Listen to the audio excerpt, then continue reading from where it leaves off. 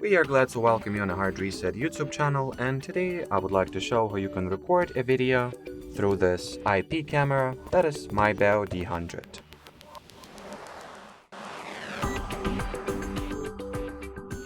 So first you will need to launch the IPC360 app, then tap at your camera, open the camera view, and now once you want to start recording the video, tap at this camera icon. So as you could have just seen, the recording has been started successfully. Once you want to finish it, tap over here, recording is completed. Now in order to access it, go into the album, and here it is.